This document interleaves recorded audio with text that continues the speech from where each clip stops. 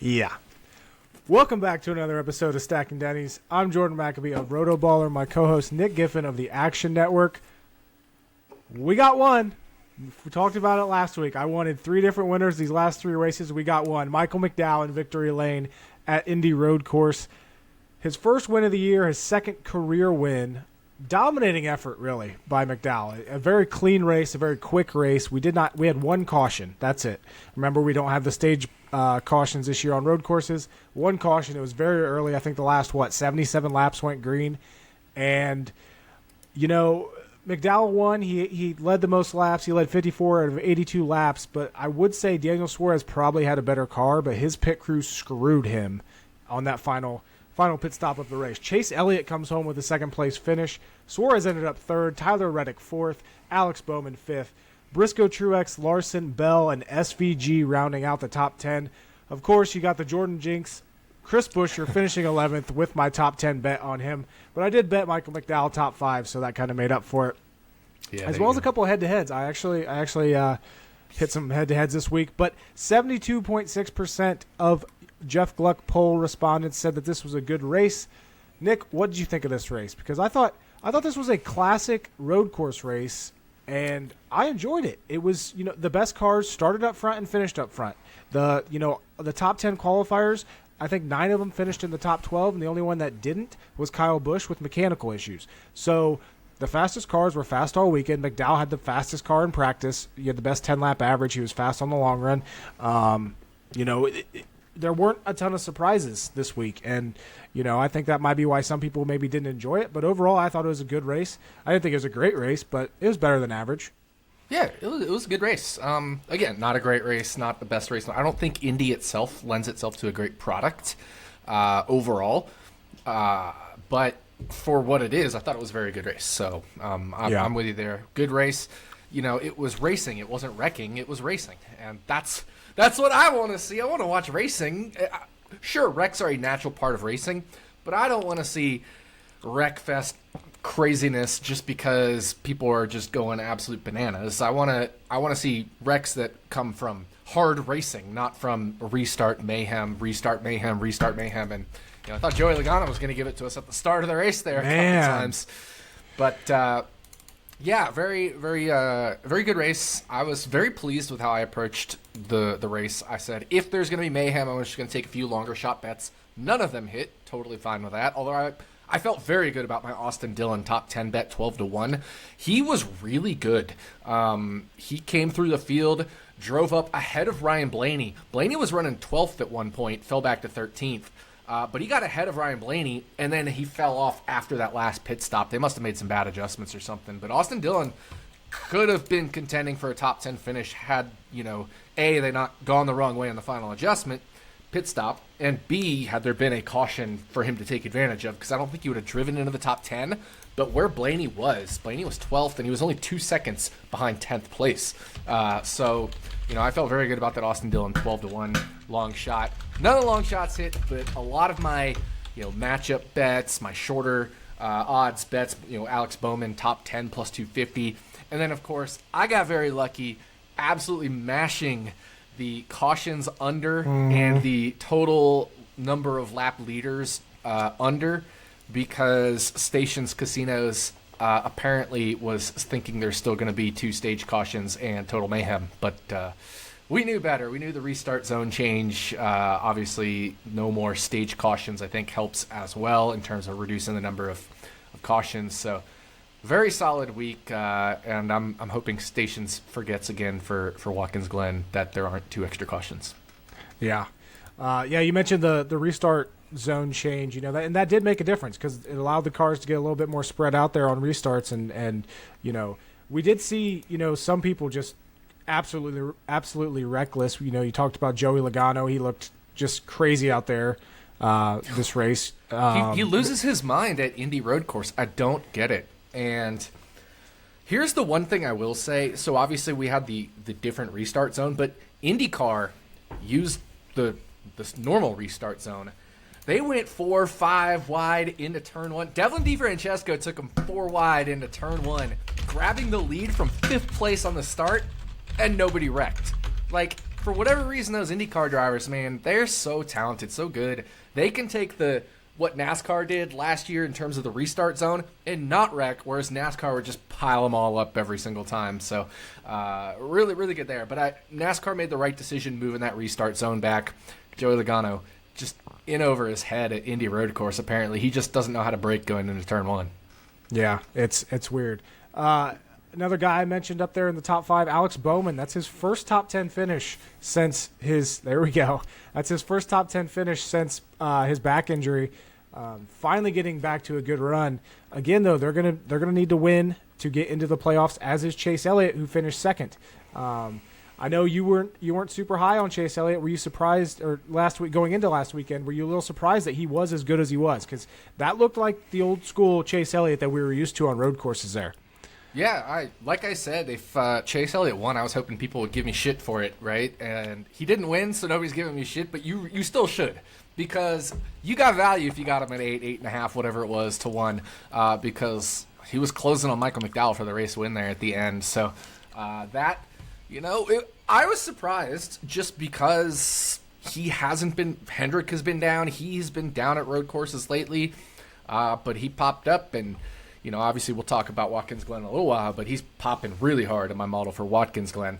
I was definitely surprised, obviously. And so if you bet Chase Elliott 8, 7, 7.5, 8.5 to 1, whatever, kudos to you. That was a very good bet.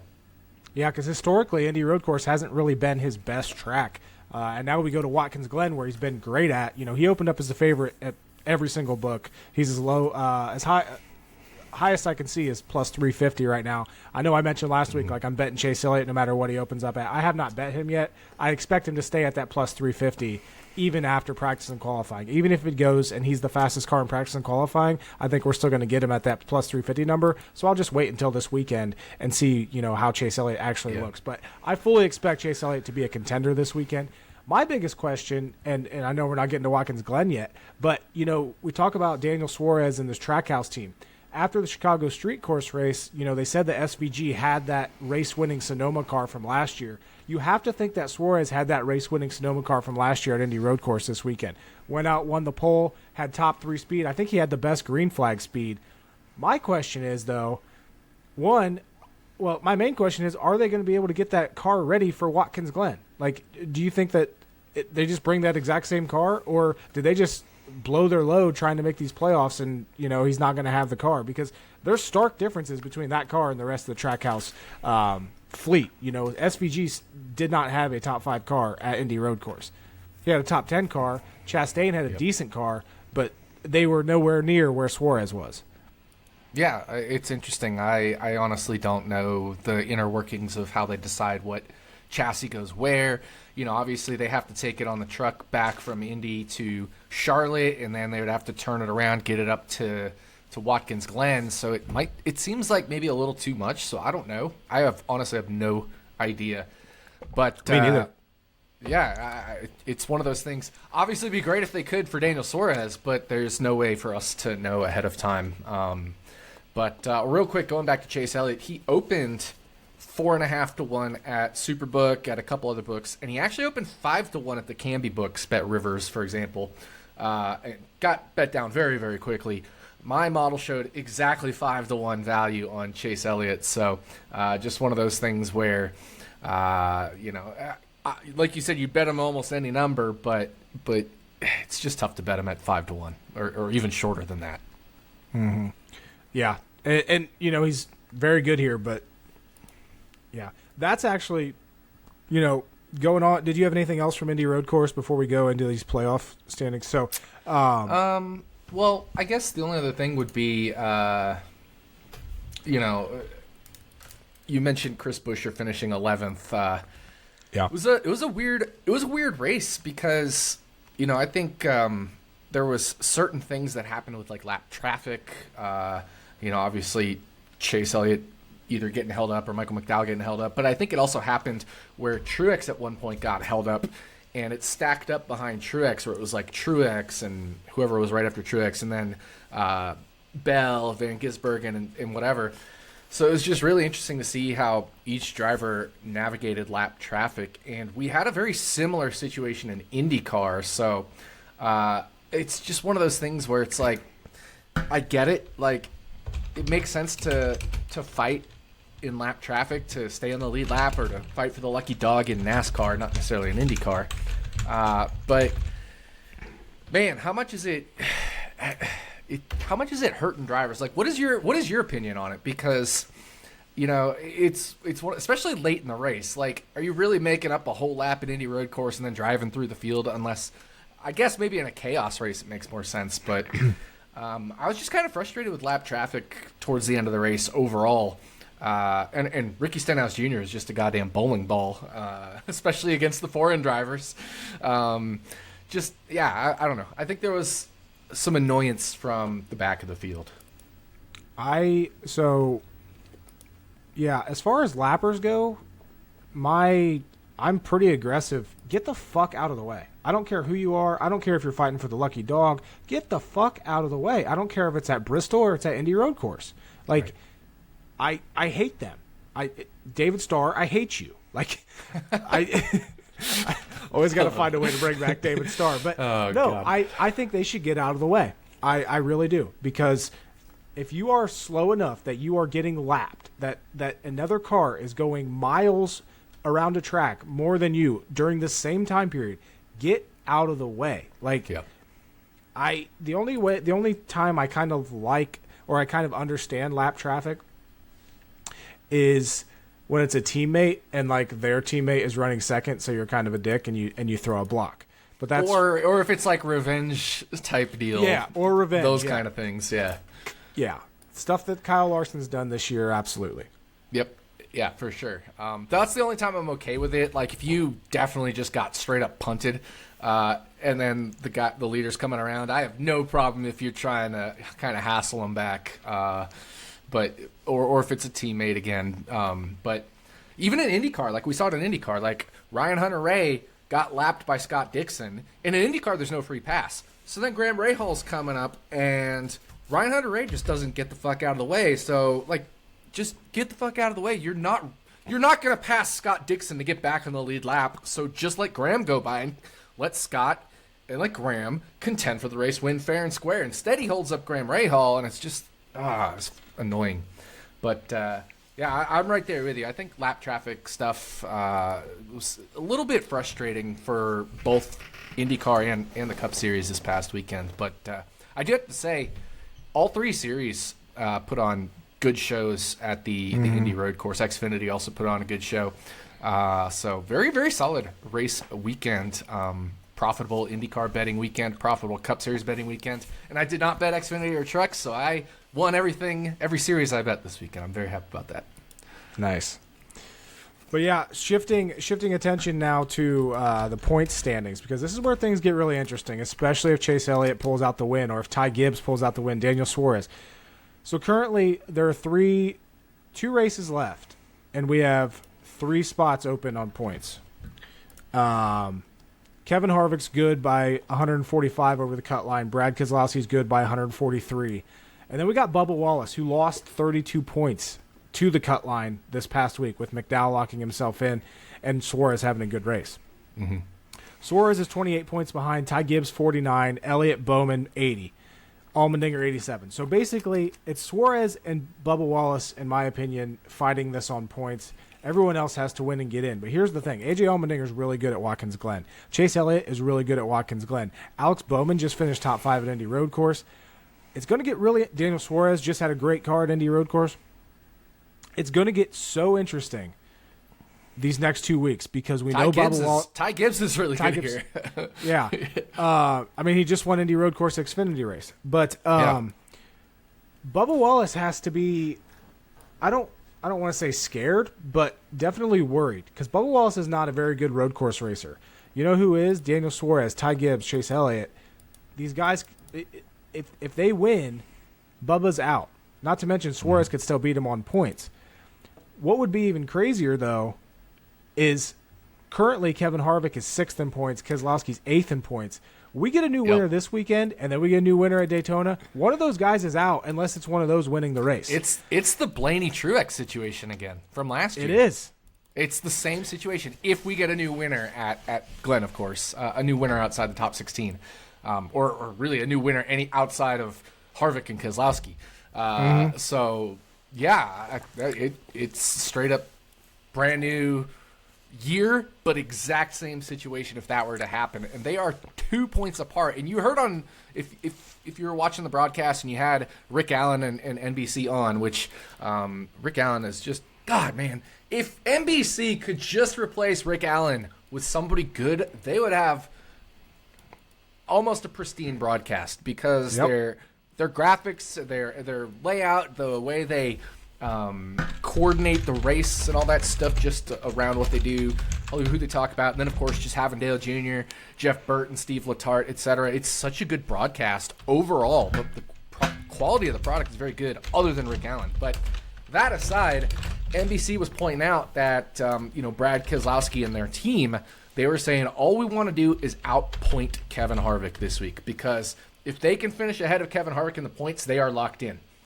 Even if we get 2 new winners in the next 2 races, they are locked in if they outpoint Kevin Harvick. And what do you think about that? Because at one point, yes, you understand that, but some people are going to look at that and say, well, they're basically saying they don't have a chance to win. And then, they're points racing. They're doing that. But, we saw Keselowski and, we saw Denny Hamlin win the second stage at Indy Road Course. That was strategy to get a playoff point. Mm-hmm. Keselowski finished 4th, strategy to get points. They knew what they were doing. Kevin Harvick was garbage all weekend. He qualified 38th, finished 23rd. It's a double-edged sword when it comes to the strategy that Keselowski's using there, because at one point you could say they're not trying to win, but at the same point, I enjoy drivers that are honest and know that they can't win. And yes, that's not where Keselowski is right now. So, he knows he can win other races, ovals, but he knows he's not winning Indy Road Course. He knows he's not winning certain other tracks. Watkins Glen actually he's very good at. So I don't hate Keselowski this weekend. I don't think he's going to win, obviously, but he's won or contended for the win at least. Remember the Marcus Ambrose finish with Keselowski there, but I need to go back and click on his stats here. But has he won at the Glen? He has not, but he's finished second, third, right? Like a whole bunch of second and thirds at the Glen. So he's much better at the Glen than he was at Sonoma.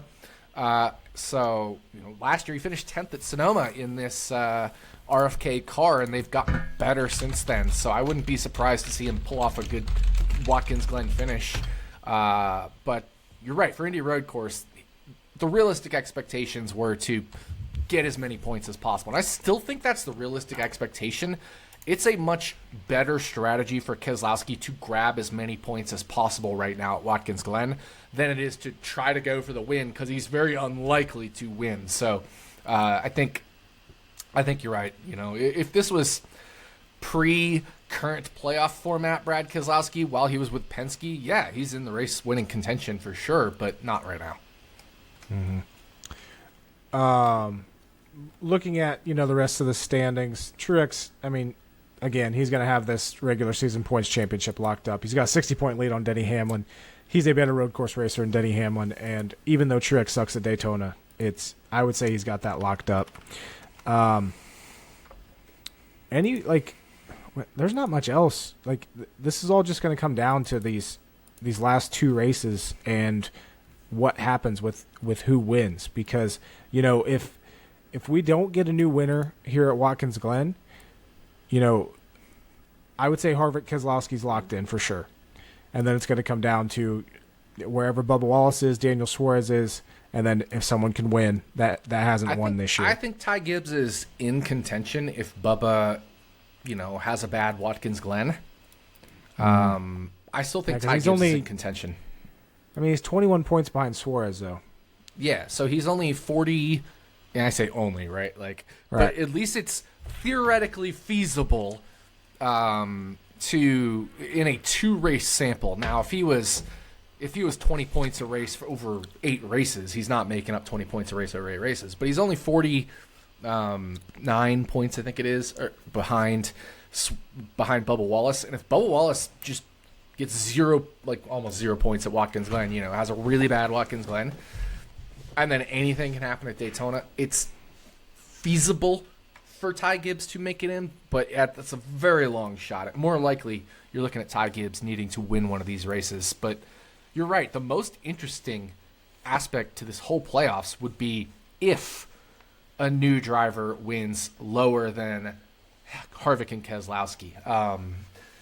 But if one doesn't, right, if it's one of these guys, Truex, Reddick, not Elliott, Larson, those kinds of guys, then maybe we end up having a boring Daytona other than who wins to get in type deal, which is kind of annoying because then I wouldn't have wanted Michael McDowell to win this past weekend. So just one of those weird scenarios. But, while we're talking playoffs, let's talk championship scenarios, because I made and you know me, I hate betting championship futures, but I made a championship futures bet today. I think you know what it was, but yep. I'm very curious your thoughts on. I took at Caesars Sportsbook, and you can still get it at Caesars Sportsbook. The line didn't move amazingly enough. Pretty much any time I bet at Caesars, they move the line, but I think because it's a futures bet, it might be a little different scenario here, like a championship futures bet. I bet Christopher Bell to win the championship at Caesars Sportsbook 14-1. He's pretty much 11 or 12-1 everywhere else, although FanDuel you can get him at 13-1. But I bet Christopher Bell to win the championship at 14-1. And let's think about this. There are 16 cars in the playoffs. 16 cars. So if everybody had equal chances to win the title, you would be 15-1, right? Well, look who's in the playoffs.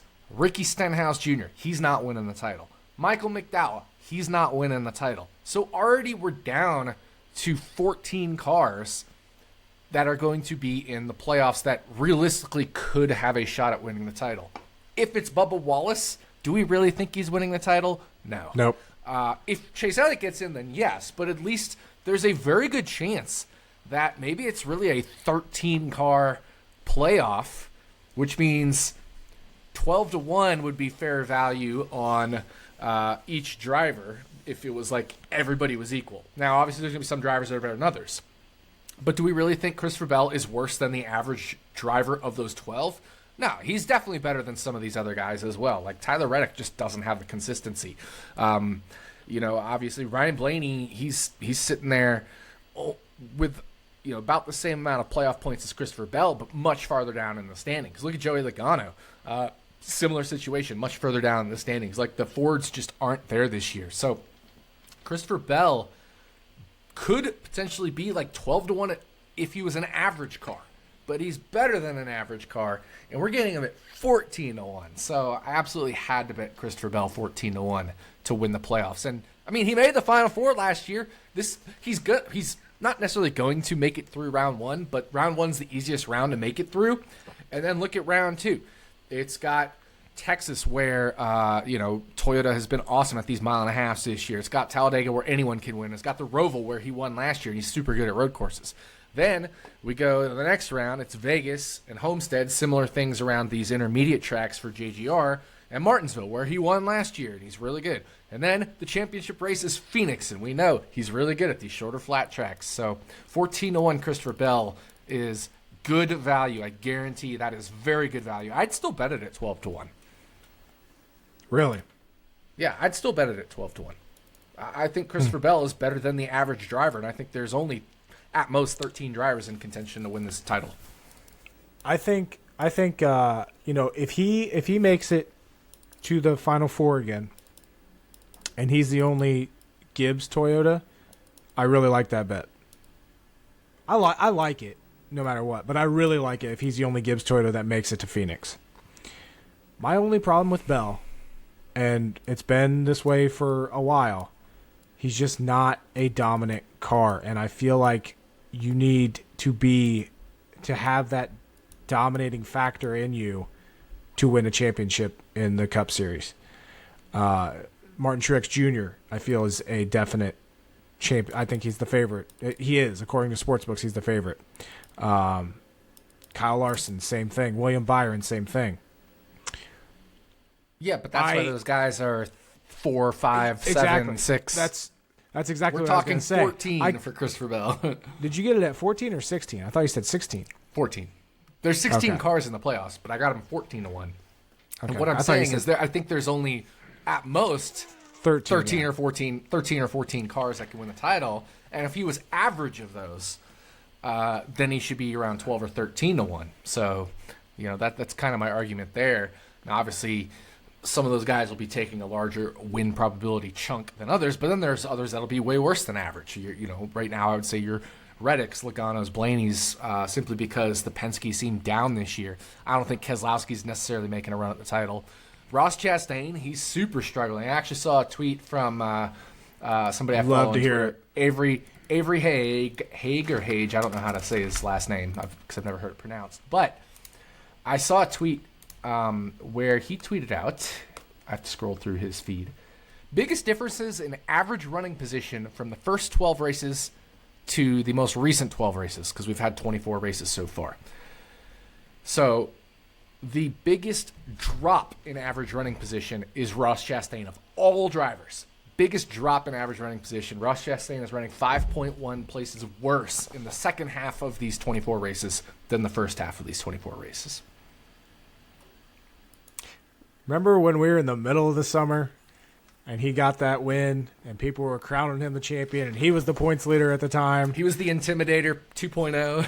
Yeah. And I was standing on my hill saying, no, he's not. Congratulations, he won the race. No, that doesn't surprise me at all. One, because he did a similar thing last year. This summer months he slows down. But two, like, Trackhouse overall just is struggling again. So, yeah, I love to hear it. Love to hear Ross Chastain struggling. Although I hate to admit this. I was going to wear it tonight. I bought a Trackhouse Racing shirt. It got delivered today. I was going to wear it. I bought it because it looks nice, and I actually like their clothing. They're one of the few NASCAR teams that has good clothing. They look sharp.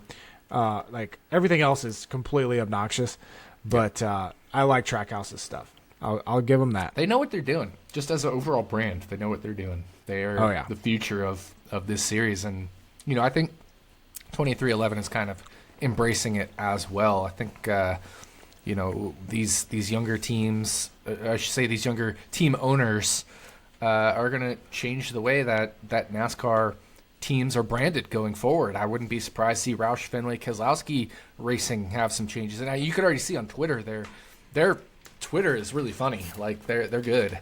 So I wouldn't be surprised to see more, better branding, merch, etc. going forward as well, which ties into the whole, like, there were freaking like 5 international drivers or something like that, 5 road course ringers, that kind of stuff. It was cool to see. I thought that was a lot of fun, and I'd love to see more of it in these spots. And that's the nice thing about having your 36 charters and then 4 open entries. You can still pad some of these one-offs with 4 extra places here, and they're not going to get bumped out of the field unless we see at least 41 entries. And we haven't seen at least 41 entries outside of Daytona, I think, since they went to 40 cars. Maybe a couple times, but it's not, at least not been in the past 2 or 3, 4 years. So I think that's pretty cool. But that brings me to another point about the playoffs here. When we're talking owners and teams, right now, Chase Elliott is out of the playoffs, but the 9 car is in the owners' points standings. And I want to give a shout out to Matt Weaver RA at Matt Weaver RA on Twitter. That's his Twitter handle. But Matt Weaver is a motorsports reporter. Does an awesome job. He's the one that wrote an article over at sportsnaut.com, N-A-U-T, sportsnaut.com. And, it talks about the NASCAR playoff battle that nobody is talking about. But the owner's points actually pays the bills, right? So this is very important that, obviously they want to get Chase Elliott in with a win, but they can't. Not that they can't afford it. I mean, it's Hendrick Motorsports, but right. it would hurt them if he somehow fell out because,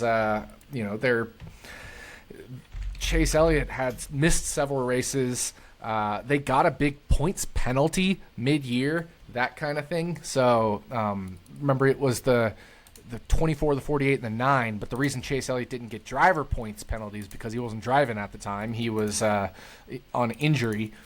So it's definitely an interesting point situation here where, the owner's points is still kind of up for grabs as well. So it's just going to be another wrinkle to this whole playoff mess. Yeah, I didn't even think about that. I never think about owners' championship points or anything like that. So, I'm going to have to check out that article and see. Yeah, right now the 9 car is 16th in points, 51 points ahead, and obviously a win and in type deal would bump them out, but they're 51 points ahead of Bubba Wallace in the 23-11. So Bubba's actually out in terms of his team's owner points. So Bubba in some ways might have to be thinking win and in at Daytona if this thing is kind of far apart. So it's a really weird dynamic we got here where he wants to protect himself in the points, but might need to get a win for the owners championship, and Chase Elliott might want to protect himself on points for the owners, but needs a win to get in on the drivers. This is really crazy dynamic. Yeah, it's definitely both playoff pictures have endless possibilities, and that's I want to guess. I want both of us to guess the last 3 cars in this week and next week, and then we'll compare when the actual playoffs get locked in. So, like I said, there's 3 spots that have not locked in for the playoffs. There's 2 races left. Who do you have getting in? Who's your guess as of going into Watkins Glen? Last 3 spots. Yeah, so I'm going to go with Bubba Wallace gets in on points. I'm going to go with Brad Keselowski is in on points. And I'm going to go with Eric Jones wins at Daytona. That's not – Harvick would be in on points. If Keselowski gets ahead of Harvick on points, though. Yeah, but he would still be ahead of Bubba. Oh, so Bubba would get bumped. Oh, yeah, Bubba would get bumped if work. that happens. That doesn't work then. All right. Well, Eric Jones is winning at Daytona, so Bubba's out, and then it's Harvick and Keselowski. Harvick, Keselowski? Okay. Gotcha. I think I'm sticking with my gut here. I'm sticking with what I said last week. I think Chase Elliott wins this week at Watkins Glen. And I'll tell you what, I'm going to go Alex Bowman gets in and wins at Daytona. So I think we're going to get Chase Elliott. I legitimately thought about Alex Bowman winning Daytona. And I'll go for the final point spot. Give me Keselowski. Yeah. So I think it's going to be Elliott, Bowman, Keselowski. We'll see. Dude, we'll see if our scenarios. If Chase Elliott wins this weekend, though, Daytona is going to be a bloodbath. I wish we had top 10 parlays. Right. Yeah. Exactly. maybe like for the 1 year anniversary, they'll open it back up. And let everybody blow their money because it'll somehow be a calm race. Yeah. That'd be funny. Yeah. It's funny. The only reason I thought of that was I was on YouTube today, and I stumbled across a short from Vegas Insider, which is one of the better collective brands that Action Network is under. I stumbled across a short that actually talked about that winning parlay like a year ago, like 12 months ago or whatever. Really? So it's funny. I had never seen that short. Obviously, Action Network put out a short as well, but I think it was just on TikTok at the time. I don't think we were doing YouTube shorts. But Hey, are all Vegas Insider and Action Network are now under the same umbrella. So, but I thought that was funny. I was like, that was the parlay that our listener hit. So that was the $1 million parlay that the Stacking Dennys listener hit. Unbelievable. It's so exciting to talk about that. Maybe we'll have to do something for the 1-year anniversary of that or something. Yeah. Shotgun 10 beers or something. I don't hate that idea. All right. That's going to get us into wine about it, though. And, man, I'll tell you what. 3 weeks in a row, I really don't have anything. And this is bugging me because this is what happens when there's a normal Indy GP race, and it was racing. It was good racing. It was normal good racing. And I didn't listen to the broadcast, so I can't bitch about Rick Allen. Like, I have something, and I have my wine. Once again, going with the passion strawberry lemonade because I'm trying to kill this bottle.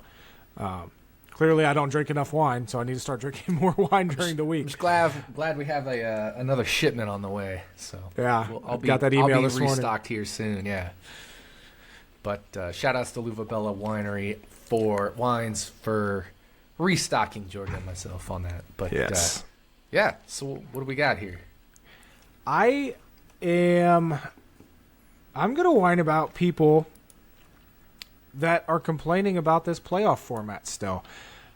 Because do you know how many storylines all of this creates for the next 2 races? Like, this is, if you don't think this is exciting, you can have your own opinion on the playoffs themselves and how it crowns a championship.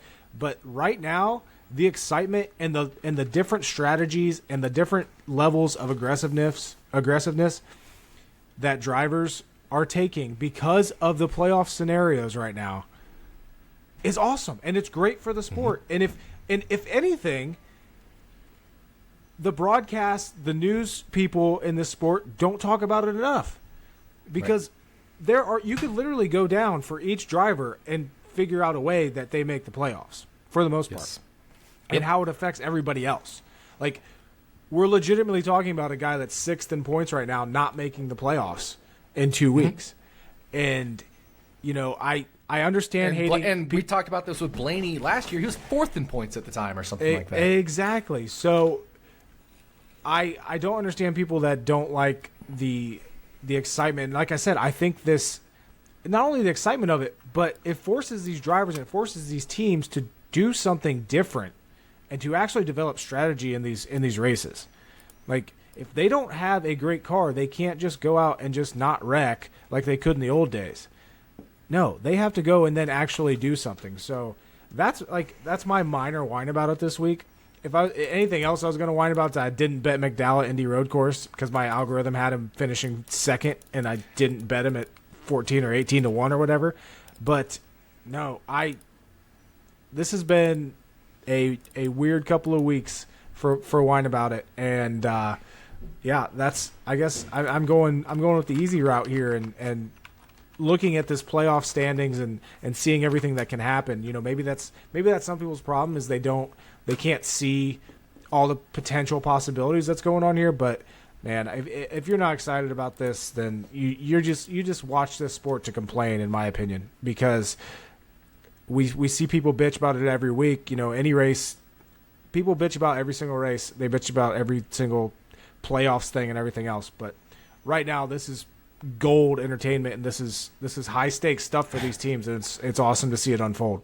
Yeah, it's super exciting. And actually, I was wrong on Blaney. He was 3rd in points after the race before Daytona. So after Glen last year, he was 3rd in points and had a chance to not make it in to the playoffs, which is crazy.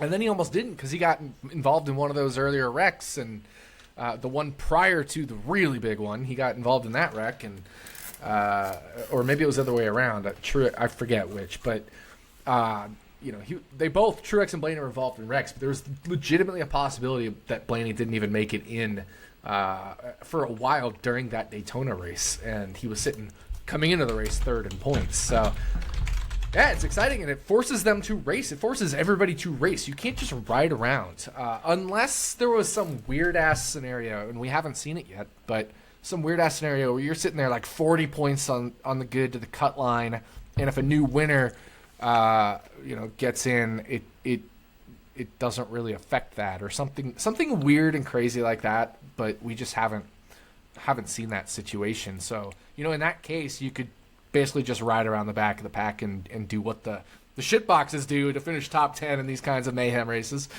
Just ride around the back, and even if there's a new winner, you're still good. So we haven't seen that scenario yet. I'm sure it'll come up at some point, but that's more typically the exception to the rule, because even then, you still have, even if that guy is good and he can just ride around, he's the only driver basically that can do that, because the rest of them are going to be trying to win. If they're already locked in the playoffs, they're going to be trying to win and get playoff points, and the others that aren't locked in are going to be winning and try to get in. So there would only be one car that's just riding around at Daytona, essentially. So, it's a great format. And, I think as far as the actual playoff format itself, you're right. There's debatable options there. But to get into the playoffs, I think this is fantastic. Mm-hmm. And, people will argue like, oh, the third place guy in points, potentially didn't get in last year. It shows how much of a joke it is. No, win. There's how you fix it. Maybe they weren't aggressive enough early in the season. Like, win. So, yeah. What's your what do you got here for whine about it this weekend?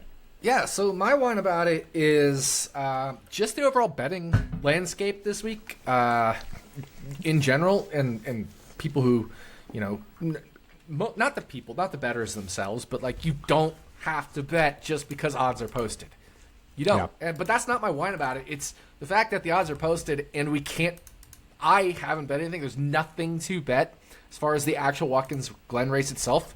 It's because these sports books are taking 25% hold. Over 30% hold at Caesars Sportsbook is ridiculous. Like, if we look, for example, at Circa Sportsbook, with golf, they're down to 15%, a very reasonable 15% hold. So you're actually able to bet golf a lot easier than you are able to bet NASCAR at Circa. And it's because of the handle, right? When they get more handle on something, they can fine-tune their odds more. But at the same time, you can still make 15% hold, even if you open to odds. Let's say you open odds at 18% hold. It'll get bet down eventually anyway to fine-tune it. So it's frustrating for NASCAR bettors. And then we come to a week like this week where my model is not showing value on pretty much anybody. I think I had like 0.2% on Denny Hamlin's opener. I think some odds have drifted. I think I have a couple tenths of a percent on Ross Chastain at like 60-1 right now, which I'm not taking because his teammate Daniel Suarez needs to maybe win and get in, that kind of deal. There's just no value out there. There's none. Jim Sonis's model, Jim from FanDuel Number Fire, pretty much has no value out there at all whatsoever right now, at least from what I understand of his model. But I know there's other models out there, and maybe one or two drivers are popping here or there. I think people are on Tyler Reddick, for example, at 10-1. But Tyler Reddick's been not very good the past 3 road course races. When I say not very good, I mean like not a race-winning car. It's kind of the same we saw with Chase Elliott, so Reddick could always pop up. But Glen also traditionally hasn't been a great track for Tyler Reddick. So you take the fact that he's kind of on a 3-race road course slump where he's been at best a 5th-place car in these last 3 road course races, 4th or 5th-place car. And then we come to a track where he historically hasn't been very good at. I like my model. I'm biased, obviously, but I like my model not liking value on him at 10-1. So if you're betting Tyler Reddick, you're banking on him improving at the Glen, even though the last 3 races, he's been at best a 4th or 5th place car, last 3 road course races, right? Like this past weekend, he was like a 4th or 5th place car, tops. Obviously, the top 3 were McDowell, Elliott, and Suarez in whatever order you want to put them. And then you can talk about the next tier. But at best, Tyler Reddick was a 4th place car. At Chicago Street Course, he did not have a top 5 car throughout that race. He kind of fell out. And at Sonoma, he dropped like a rock. He started near the front or at the front and just dropped like a rock and then ended up having problems anyway. And Sonoma historically has not been a good track for him, and he still didn't perform at Sonoma this year. So one of those things where I'm just not on Reddick. I'd love to be proven wrong, but there's just no betting value out there. And so you don't have to bet just because there is a race. You don't have to force yourself to create content in terms of this is a bet I want to make or whatever. I'm going to be recording Running Hot later this week. I'm probably going to give a bunch of leans, or maybe I'll talk about championship futures or something. I don't know yet, but I'm not going to be, unless something crazy comes up in matchups or there are drivers I do like that I think I'm close to value on the outright market, where if certain drivers get paired up head to head or maybe in a group situation or certain things like that, I'd be able to find some bets. But at this point in time, I haven't made a single bet on the race because you don't have to. But the books, man, it sucks right now in the NASCAR betting landscape because we get to this point of the year. At some point, last year it happened later. It happened after a few races in the playoffs. We get to a point where it just becomes really hard to bet because everybody who's a long shot, who's shown they can win, eventually shows their cards. And we're kind of at that point right now where we all just know who's good where, for the most part. So there isn't a ton of, especially with Chris Buescher having his two-race win streak here. We're just kind of at a point where the books know what to expect, and so it's harder and harder and harder to find value. And then when they're holding 25% instead of 15%, it's really bad. So tough scenes, and it might be tough scenes for the rest of the year outside of a couple of oddball races. Yeah, and we definitely saw that last year. I think outside of Darlington when Eric Jones was that 60 to 1 winner. Bristol with Buescher. Yeah. But that first round of the playoffs, right? We had Bubba, Buescher, and Jones. But after that, value was just gone.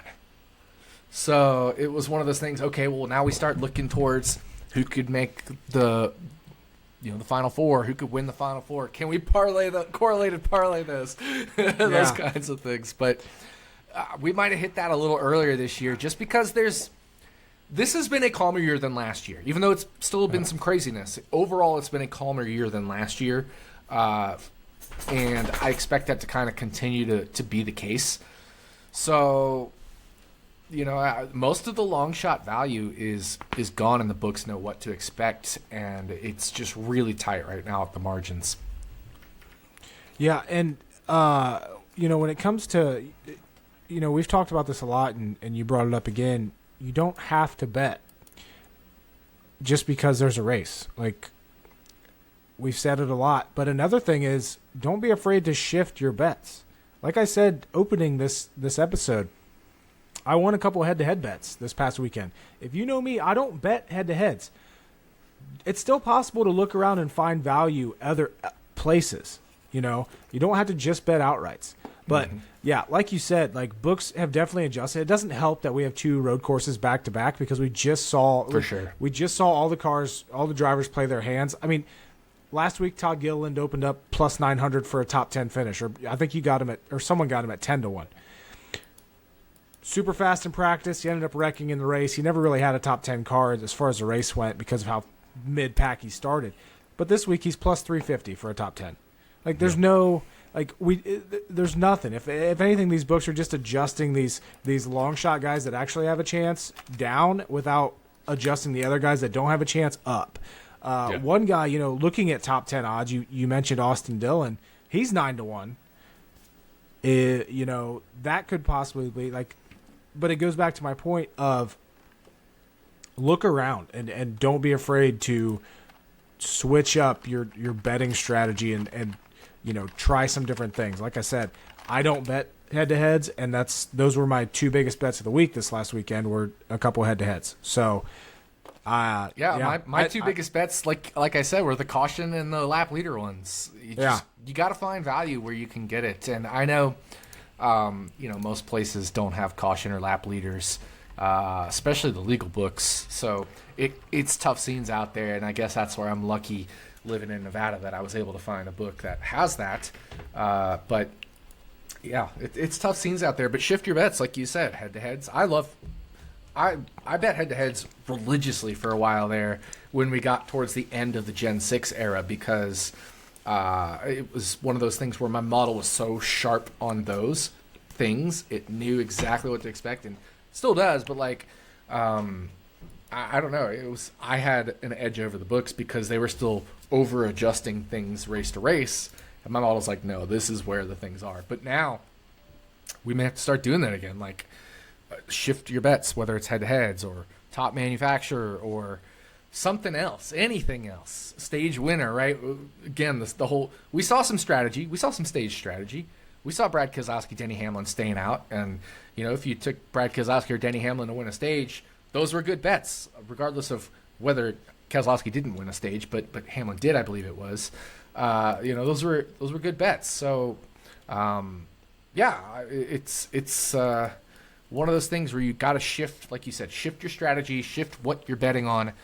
But for me, I'm not betting any outrights at the current prices unless something changes, right? If Ross goes to 100 to 1, maybe I'll bet him. Even then, maybe not, just because of the Suarez deal. Or if Logano goes back to, for a brief moment there, he was 60 to 1, and I didn't grab him because it was still pretty thin value. But if somehow, Joey Logano falls to 60 or 70, 75 to 1, maybe I'll bet him. If somehow a couple of these other drivers towards the top that are close to value for me end up falling further, like right now I have the tiniest margin of value on Christopher Bell at 12 to 1 once again. I'm not going to be betting any outrights. So I'll just wait for practice and qualifying and see if that changes anything, because it did. You mentioned, annoyed missing out on Michael McDowell. So was I. I had value on Michael McDowell at 18 or 20 where he was after practice and qualifying. Waited until the next day to wake up and reevaluate, and he was already 12 to 1 by then, and my model had him at like 12.5 to 1. So didn't end up betting him at 12, but same idea. I'm going to wait for practice and qualifying, I think, to make outright bets given where things currently stand in the market. If something shifts, maybe I will, but not right now. Yeah, we don't have FanDuel up yet, but typically they haven't been anything crazy this season. So, you mentioned Tyler Reddick. He was about the only one that I've seen when I was shopping around at books earlier tonight. I saw him at plus 950 at Betfred, and I'm like, I kind of want to take that, but at the same time, it's not. No, like you said, this isn't the best track for him, and plus, he hasn't been the fastest car, so it's almost like not like a novelty, but like we know Tyler Reddick is always going to be fast at road courses, but is he winning them? Like, he's not the same as is he Chase Elliott was. Chase Elliott, Kyle Larson at these tracks? He's not. Remember, aside from last year with Truex, he's like a top 2 or 3 car at Wakins Glen every year for his whole Toyota career, right? Because prior to that, he was with Michael Waltrip Racing. Or I should at least say his Furniture Row, Joe Gibbs' career. He was basically a top 3 car year in, year out at Watkins Glen, other than last year when Toyota was having their road course issues. So, yeah, and so that concludes my whine about it, but it's going to roll right into what we talk about with Watkins Glen. Right. So, yeah, Whine About It, presented by Luvabella Winery. Make sure you check them out, www.luvabella.com. Also, find them in stores, Kroger, Walmart, other stores. I forget the full list. All the states, as usual. You can get them shipped. You can get these wines shipped directly to you. The link will be in the description of the video on YouTube. And, yeah, make sure you check them out. They're a great sponsor for this podcast. They allow us to sit here and complain about stuff. So check them out. But that's going to get us right into Watkins Glen, the 25th race of the season. Second road course race in a row. Fifth road course race of the season, right? Yeah, fifth of the sixth. Yeah, fifth of the sixth. Last year we saw, who won last year? Was it Kyle Larson won last year? Yeah, that late restart where he bumped Chase Elliott, his teammate. Yep. It was Kyle Larson, AJ Allmendinger, Logano, Elliott, and Suarez, the top 5. Michael McDowell finished 6th. Tyler Reddick 7th. Christopher Bell, Buescher, and Eric Jones rounding out the top 10.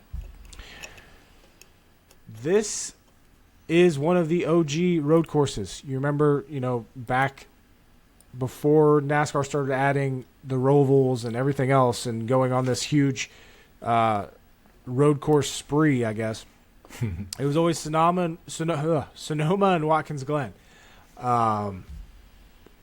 As far as history here at this track, current drivers, Larson, Kyle Busch, Chase Elliott lead the way. They both have 2 wins. Logano, Hamlin, Harvick, Truex, and Allmendinger all have a win here.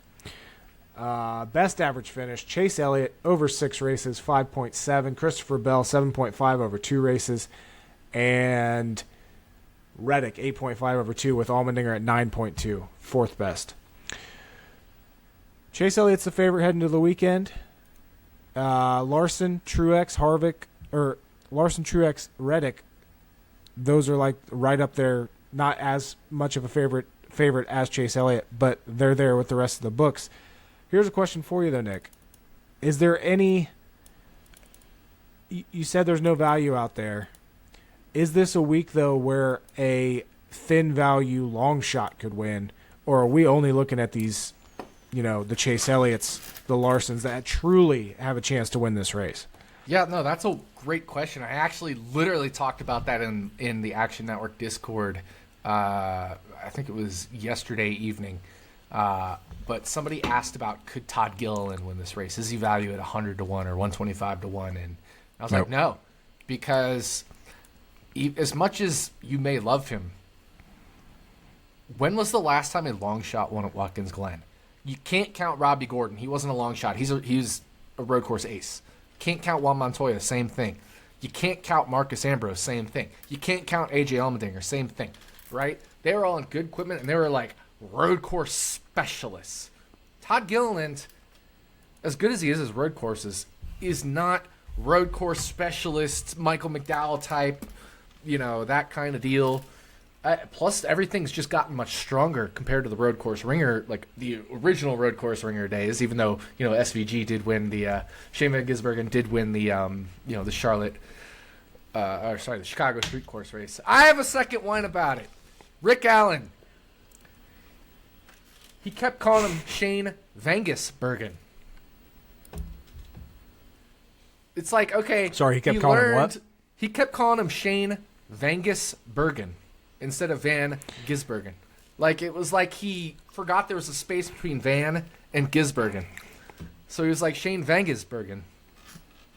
Sorry, that just annoyed the shit out of me. You had all the way since Chicago Street Course, and you already should have known how to pronounce it then, to pronounce it, and now you're like Shane Van Gisbergen.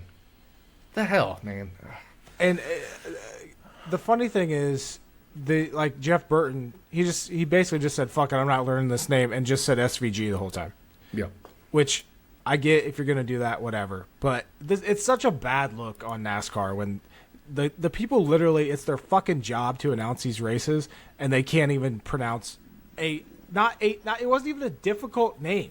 Like, Rick Allen had no issue pronouncing Kobayashi's name. Kamui right? Kamui Kobayashi. Kamui Kobayashi. Kamui like, he said that perfectly. Yeah. Yeah, but God, man. Don't mind me. And I'm not sitting here. I had a beer or two. I'm not sitting here saying that I could announce better than these guys, but it's their fucking job. No. So they should do their damn job and be good at it. So, yeah. So getting back to the point, long shots don't win here. The last time you could maybe consider somebody a long shot was 2000 with Steve Park, but he still finished 11th in the championship that year, right? Todd Gilliland is nowhere near 11th in the championship. As great as he's driven, he's nowhere near 11th in the championship, right? Steve Park had 2 career cup wins, I think it was, and it wasn't a super great road course racer. I mean, outside of that one win in the Glen, he never had another top 10. No, he had 1 top 10 finish at the Glen otherwise. And he had, I think, no top 10s at Sonoma. Yeah, no top 10s at Sonoma. Now, he only had a 5 or 6 year full-time cup career before he unfortunately had his major injury, concussion, all that kind of stuff. But, we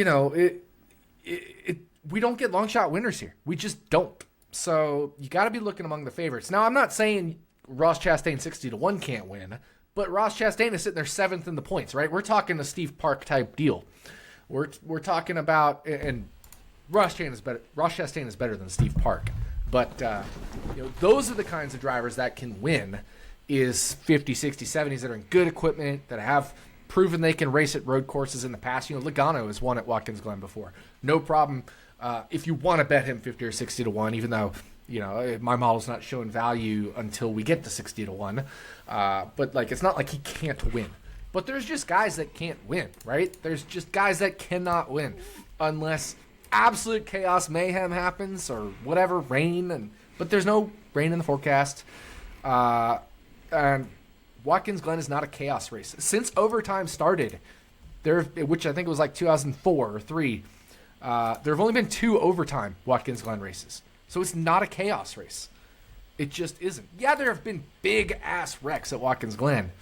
Mm-hmm. But for whatever reason, they have only produced 2 overtimes. So just one of those deals where it's overall not a chaos race, and we're not going to see a 100-1 winner probably in 100 races. Probably not. No. And that's why we have the list of winners here that we do. They're all very good and top tier. Like, yeah. Well, that's again why the odds are where they're at. Do you think the speed of these drivers and these cars at road courses is pretty much set? Do you think we see any big shifts, or is it Michael McDowell always fast? We can see track Chase to track Elliott variance. I think right. Certain guys like Keselowski's better at Glen than Sonoma, like that kind of thing. I think we can see track to track variance. And while we're on that, my model, it was interesting. I was again talking to Jim Sonis because we like to talk about our models and stuff. His weighs Watkins Glen more, and I think that's a modeling decision he makes. But my model is purely data driven. It has a feature selection algorithm that chooses the features and chooses how much they are weighed based off the data itself and what makes the best predictions. And I'm only getting about 18% track history matters at Watkins Glen of like the full model. And so, track history is important, but you're right. The vast majority of it is how are you doing at road courses right now? So there can be some track to track variance, but not a massive amount, maybe 15, 20%, 25% tops would be track to track, like specifically road course track to road course track variance. But it's not a ton. So don't overweigh just Watkins Glen history. Use it some. It's not negligible, or it's not like a tiebreaker. Certainly there's some, right? Like a 1 out of 5 or a 1 out of 6 or a 1 out of 4 is not negligible. But don't overweigh just because Watkins Glen this. And that does give some hope to the Reddick bettors, right? But at the same time, Reddick hasn't been great in the last 3 road course races. And when I say not great, I mean not a top 3 car, right? He's obviously been very good. He just hasn't been great. He hasn't been elite at the last 3 road course races. So, that's kind of where I stand on Watkins Glen. Definitely bring in some Glen history, but by and large, it's what have you done for me lately on the road courses? Yeah, and like I said, that's Michael McDowell has been not. This is the first time he's had the dominant winning car in a race, but he's definitely been there the whole time. Do you think he can go back to back this weekend at the Glen? And he's sitting there. He opened at 14-1. Is he worth sprinkling a little something on that? Can he? Absolutely, he can. I don't think there's any question whether he can or not. Right? Will he? It's tough to say. I mean, how has Watkins Glen been for him in the past? Well, finished 6th last year, ran pretty well. But aside from that, it's been good for him. Let's look at, from 2015 to 2019. He was with either Levine Family Racing or Front Row Motorsports back when they were, finishing in the mid to upper 20s. And he was finishing between 12th and 20th at the Glen, which is really good in those races. So this is a very good track for him. He can. The issue is, so can Chase Elliott, so can Kyle Larson, so can Martin Truex Jr., and these are guys that are much better equipment, let's be real. Now, that doesn't mean, obviously, again, Michael McDowell can't, but these guys have the track history and the better equipment and the better, or at least similar, road course results, and we can't discount equipment as well. Equipment is still a thing. There's a reason Michael McDowell didn't blow the doors off of Chase Elliott, right? If he was if he was in Chase Elliott's car, maybe he wins by 10 seconds or something the way that race went. But one of those deals where, yeah, he can at 12-1 or 14-1, but it's I would love for people who want to bet on this race to do a mental exercise. Don't look at any odds. What percent chance do you give Chase Elliott to win? What percent chance do you give Kyle Larson to win? What percent chance do you give Martin Truex Jr. to win? Do that for like the top 16 drivers.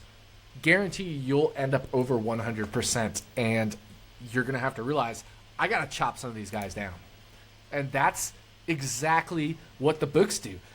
They know you think this of these drivers, and that's where they get the hold. So they can make it 130 win percentage total because that's what your brain does. But really, there's only 100% to go around. And that's a great way to put it. And I think that's another, example for, last week we talked about people just getting into NASCAR betting. That's also another aspect to look at it. And as you get used to these, like, there's only so much chance going around. You can think that these guys have, like Chase Elliott's, like, you throw out a random number like 30%, but that's just not realistic. That's just not. Yeah. So, what specific other road courses compare the best to Watkins Glen, in your opinion? All of them. It's kind of like right in the middle of them all. Right. You could definitely use Sonoma for Watkins Glen, although they are different. But you can also use COTA. You can also use Indy Road Course. We just had one. I don't know. I think all of them. So I don't have a good answer for that. I guess maybe the least would be Chicago Street Course. Right. And plus the fact that it rained and all that, like, it's probably the least usable one. Also, last year's Watkins Glen is not the most usable because people are like, oh, I saw, and shout out to iFantasy Race, Ryan Rance at iFantasy Race, I saw Todd Gillen at one of the best speed metrics, blah, blah, blah. Yes, because it started in the wet, and he was one of the first drivers to switch to dry tires and put down some fucking fast laps before other people switched, and it was all about timing, the switch from wet to dry, and then Gillen was out of the race right after that. So, of course he's going to look amazing in speed because he absolutely timed the dry to wet switch. Him and his team timed it perfectly. He had a good car, don't get me wrong. But they absolutely timed it perfect, which shows an advantage in traditional speed metrics. If you flags it, he was much lower, and you kind of have to flags it based off when they made their pit stop and compare it to other guys that were on the same strategy. That's what my flags intends to do, is who's on similar strategies.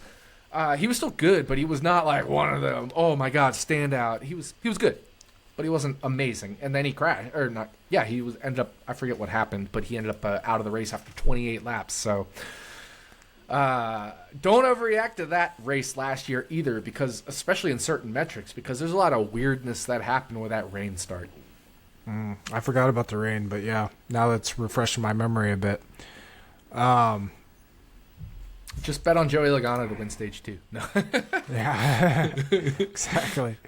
What do you think of, like, another one that's catching my eye here? I said Reddick kind of popped with me at 950.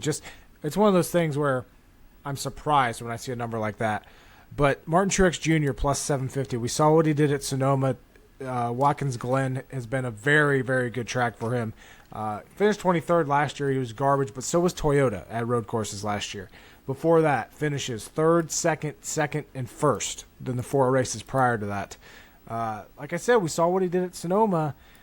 Is he an early week guy that you might have a little bit lean on to? Yeah. I was definitely eyeing Truex, and I was surprised when I saw my model said 9-1 as fair value on him or something like that. Just because, he's been performing great lately, although he wasn't one of the best at this past weekend at Indy Road Course. But I think that's also an Indy Road Course thing for him. Some track history kind of deals there. But Truex is amazing at Watkins Glen. He's so good. So it becomes one of those things. Well, okay, if you like Elliott, if you like Larson, if you like Reddick, and you like Truex here, let's just say those are the only 4. They each can only be maximum 25% to win, right? Mm-hmm. You don't think Denny Hamlin can't win here? I mean, guy who's run top 5 pretty much every year in the past several years, other than when Toyota had their problems last year. You don't think Christopher Bell can't win? You don't think William Byron Kyle Busch? Yeah, you don't. Joey Logano has won here in the past. He's had several top 3 finishes. Like, you don't think these guys can't win? Ross Chastain, Daniel Suarez, Michael McDowell, Chris Buescher. You don't. So immediately we already chopped that 25% down for all of these drivers. So, it's one of those things where we're all just assigning too much percentage to everyone. You cannot have more than 100%, but there's only 100% to go around. So people are finding air quote value on Truex at 7.5 to 1 when it's just not value, at least according to statistical models. Now, can statistical models be wrong? Absolutely. All models are wrong. Most are useful, or at least most good ones are useful. And the useful models are just not showing value on these drivers. I know there is a useful model that is showing value on Reddick, a good chunk of value. But there's also ones that are not. And so you kind of just got to weigh them all. I'm a big proponent of model averaging. I'm not slandering anybody's model. I'm saying there's a model that shows value on Reddick. You got to weigh that. I'm saying there's 2 models that don't show value on Reddick. You got to weigh that. Model averaging, using sophisticated models and averaging them together often produces the most accurate result.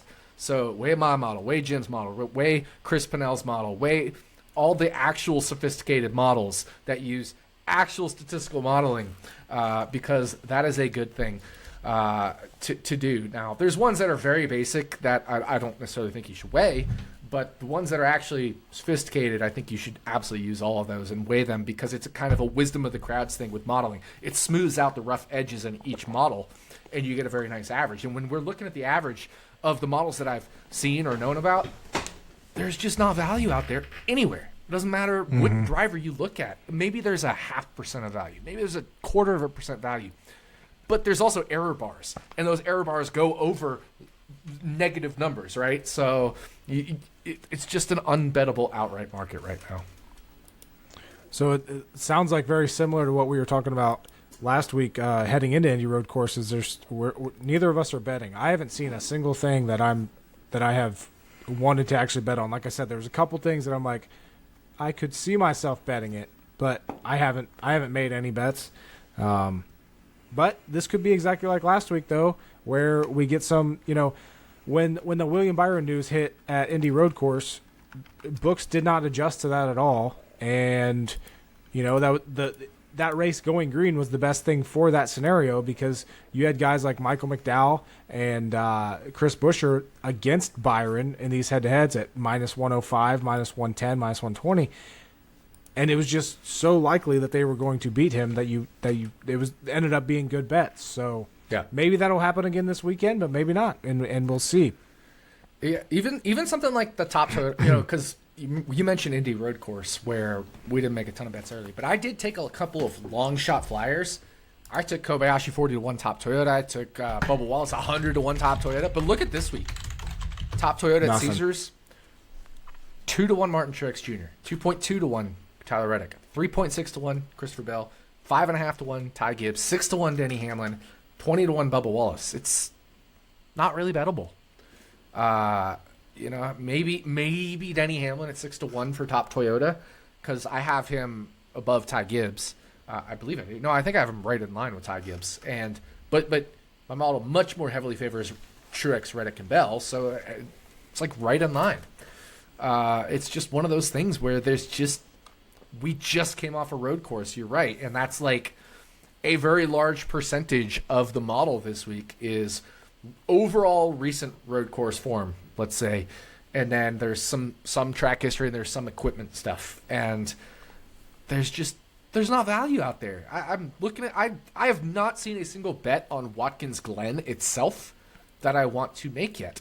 It looks like Caesars does have matchups now, and I haven't looked at those yet. Earlier when I looked, they had their top 10s, top 5s, top Toyotas, all that stuff. I didn't find anything, but they didn't have matchups up. Now they have matchups. I haven't had a chance to go through them, so I don't know. But maybe I'll find something in matchups over at Caesars.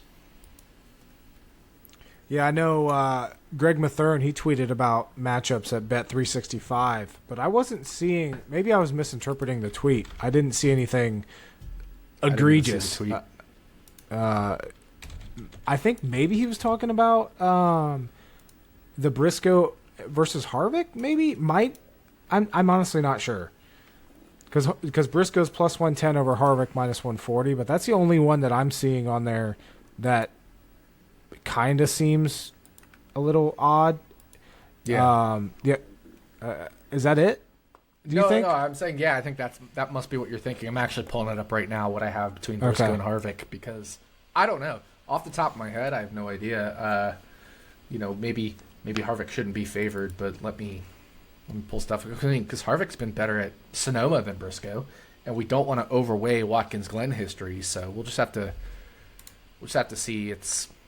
My stuff's loading right now. I didn't have it open and loaded, but I think I might just be so used to hating Briscoe that even that doesn't seem good to me. Let me go to Briscoe. Kevin Harvick. Where's Harvick? There it is. I have Harvick favored over. Oh wait, no, that's the wrong metric. Let me go to.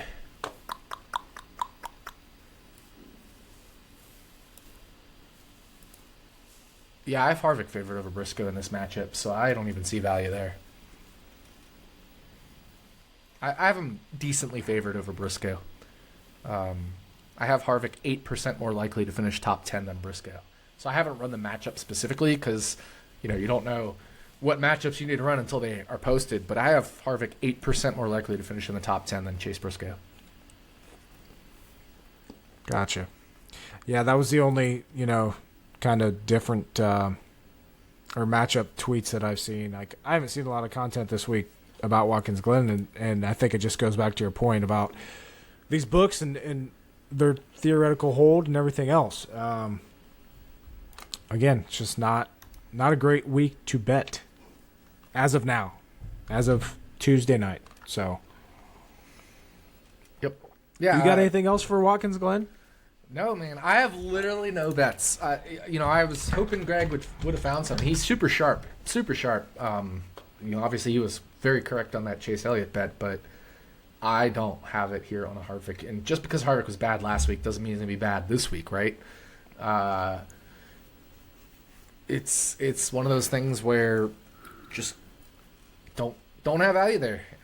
So I'm just going to sit out betting. I'm not forcing any bets. I know we all want to find a bet. We love betting. It's entertaining. It's fun. And if you want to bet for entertainment, that's totally fine. Just understand, my opinion, almost every bet, almost anything I've seen right now, is a losing proposition or very near a losing proposition. Obviously there's error bars on things, so maybe it's a winning bet, maybe it's a losing bet, but my error bars do not show value on anything right now, if we include the confidence intervals of those error bars. So I have no confidence in betting anything right now for Watkins Glen. That could change, like I said. Maybe by Thursday when I record Running Hot, the market will have shifted, or new markets will have come out at different books and something will pop up. But I got absolutely nothing for betting right now. Even looking at this Greg Mathern tweet about Bet365's odds, I don't see value on the Chase Briscoe, Kevin Harvick matchup here. I have Harvick favored over Briscoe by a good chunk, which means plus 110 on Briscoe is not long enough to bet. Yeah, so we'll see how this market goes, if it shifts or not heading into the weekend, and then of course how it reacts to practice and qualifying. But although I will say, I think, and again, I'm not throwing shade at Greg. I love Greg. These matchups all say, I think I see what he's getting here. Something's off of the Bet365 matchups. 1, 2, 3, 4. The first 5 bets are all under Saturday, August 19th. And the last bet is under Sunday, August 20th. So that's what he's getting at. Okay. That's what he's getting at. I think that's what I thought it was Greg is talking about here. Now, okay. Now the other thing is, I actually do technically show value on Kyle Busch over Michael McDowell. Kyle Busch is plus 120. I'm trying to find my Michael McDowell spot here. Oh, right, he's first. I'm not used to looking for Michael McDowell first, but I have them pretty much identical for, odds this weekend in terms of various finishing positions up near the front. So I do show value on Kyle Busch plus 120. I need to run my error bars on that and see. So maybe that's the first bet I've found all week. So thank you, Greg. Thank you, Greg. I actually think that's what Greg was talking about, because I think if people were thinking about the Chase Briscoe one, no, I don't see value there. But maybe there's value on Kyle Busch plus 120 versus Michael McDowell. Kyle Busch is really good here, Kyle Busch is really good here, and Kyle Busch has had a great car on the road courses this year. Like I said, Indy Road Course, he was a top 5 car up until his mechanical issues. So, yep. Did you see his tweet on, I think it was Sunday? Yeah, I saw that after the race that I just evening. don't know anymore. Yeah, I don't know what that was all about. I do not know what that was about at all, and I don't know. I don't know how he can be frustrated. I mean, mechanical issues happen, but yeah, both Rowdy and McDowell are pretty good here, so it'll be interesting. It's an interesting matchup. I think it's one of those where, I almost want to take Rowdy just because of the plus money, and I have them almost identical. But I need to actually pull up the confidence intervals on my simulations here and see, what the range is. Mm-hmm.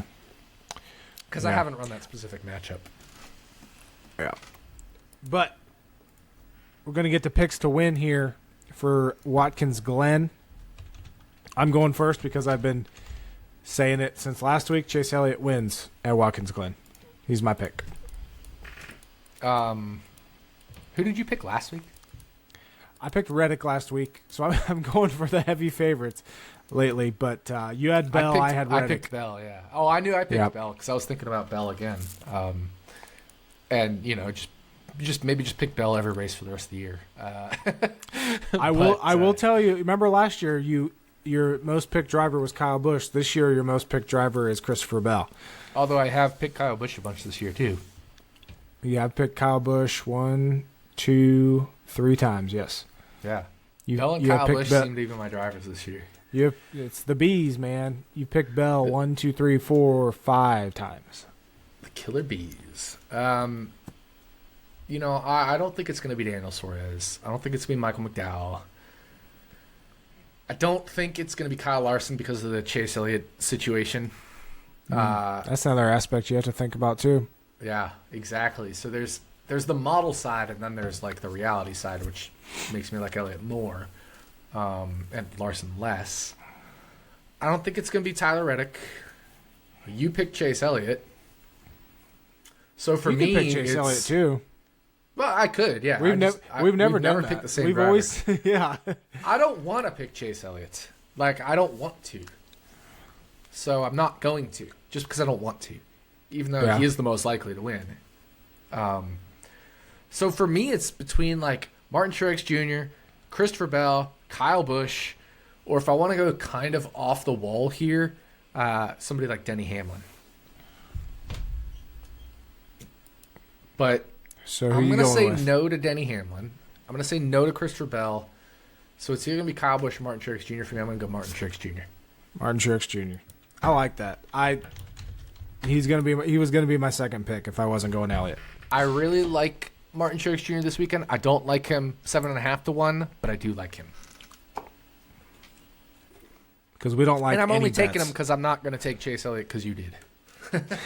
I don't want to pick the same one you did. I know we can, but I don't want to. We literally never have. For as long as we've done this, we've never picked the same driver to win. Exactly. So can't start now. Now. But yeah, we're going chalky, but Glenn is pretty chalky. It's chalky, and we second road course race in a row, so we know what we're dealing with. Yeah. But that's going to wrap up this episode, I believe, unless you have anything else to talk about. I do not. Here's a fun one. Sorry, I just got a text message about this thing I was just going to talk about. So, Stations Casino, which often, I wouldn't say makes mistakes, but they set odds based off of things they think, which are correct odds. So it's not like they fat fingered an extra zero, those kinds of things, right? The 6.5 cautions, they set it based off of looking at the past 2 years of Indy Road Course and seeing there was 5 and 6 cautions or whatever, you know.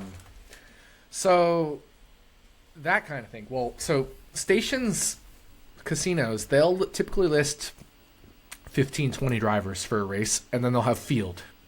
And they do this for Cup, they do this for Xfinity, they do this for trucks.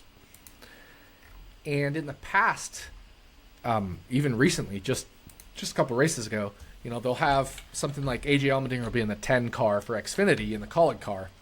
But then midweek, it'll be like, no, Ross, or that'll be the entry list. It'll say A.J. Allmendinger. But it won't actually be A.J. Allmendinger. It'll be known that it's like Ross Chastain is going to be in the 10 car. So stations will be like, A.J. Allmendinger is a bet you can make. But then it's actually Ross Chastain in the car. So Ross Chastain's in field, and they're setting field at like 12-1. And you're getting Ross Chastain plus a bunch of other drivers at 12-1 when he himself should be like 8-1. I was looking for that this week because entry list, again, A.J. Allmendinger in the 10-car Colic for Wakins Glen. I was like, man, I hope they list A.J. Allmendinger, right? Because he's going to be plus 150 or something if he is, something silly, plus 300 tops. And, you know, but Kyle Busch is actually in the 10-car this week, not A.J. Allmendinger. So Allmendinger was on the entry list, so same situation as a week or two ago. And right before we went on, actually, I think it was maybe right at the start. I think you saw me, you know, if you're watching on YouTube, maybe people saw me trying to check my phone. I was refreshing Stations app, and they listed Brad Keselowski as, or not Brad Keselowski, they listed Kyle Busch as the driver. So no Kyle Busch 12-1 field bet for me. That would have been awesome, but you know, gotta take every advantage you can in sports betting because it's not easy. And luckily, Stations doesn't like limit, like that's just how Vegas is. So like if you're actually in Nevada, it's a lot better than being outside of Nevada and you get limited by DraftKings because you won a single bet in your whole career. You know, it's one of those things like they don't limit these people out here typically. Yeah, you can get limited in Vegas, but it's much harder to get limited in Vegas, and it's not like you are taking advantage of bad lines. You're taking advantage of lines they correctly set that they thought they were correctly setting. So a little different there. So that's the only other thing I had. They listed that correctly, so not betting that or anything. And the reason I don't give those certain ones out is because I know nobody else can get them. But at least with the cautions one, I put it out there on Twitter just because I know other books do offer caution bets occasionally from time to time. So figured check your book or whatever you got to see if you can get a caution bet or a lap leader bet, because maybe your book did the same thing that Stations did. But typically don't see that with field bets for Stations. That's why I don't tweet those ones out that I'm trying to, you know, bet on that they're correctly setting based off of incorrect info for themselves. Right. Yeah. Like you said, you have to take advantage of this, of any small mistakes by these books, because it's not easy. This NASCAR betting is not easy. If you've learned anything, from this show, it's not easy at all. And some people try to make it look easy. Yeah, especially certain weeks. But you know, some people try to make it look easy, and it's simply not the truth. I'm up a good chunk this year, but there have been a lot of dreary weeks for Cup betting, and that's just the nature of the business. If you win 30 units, you can lose 5 units for the next 6 weeks, and you're going to look and break even, and you're going to look terrible, but you're even because you lost 5 of the 6 or 6 of the 7. So, you know, I'll go on a 2 or 3 week drought, and I see it. I see it in the Discord. I see it in other places. People just stop tailing you because you lost 2 or 3 weeks in a row. But they forget that the big weeks, and especially when you have 2 big weeks in 3 or 3 and 5 or 3 and 4 or whatever, they forget all that more than makes up for losing 3 or 4 weeks in a row. And you and I talk about this all the time, but it's not easy. There's time. I've gone on, I think my biggest drought was 8 straight weeks of just losing bets. It happens. That's 2 months of just straight losses. It happens in poker. The best poker players in the world go on 6-month downswings. It happens. You refine your game, you refine your process in betting, and you keep crushing. But it happens. I will lose more weeks than I win. Mm-hmm. It's just the nature of the beast if you're betting plus money odds. Yep. Which I mostly am doing these days. that goes back to, a couple weeks when we talked about a couple weeks ago when we talked about people getting into betting. Like I said, you have to be comfortable with losing when you're betting NASCAR. So, one final beer crack here before we end this episode. There we go. The ending beer crack. Maybe I should do a chug. I can't chug. Let's try it. I don't think we're getting on the microphone, but you can at least commentate what you're seeing.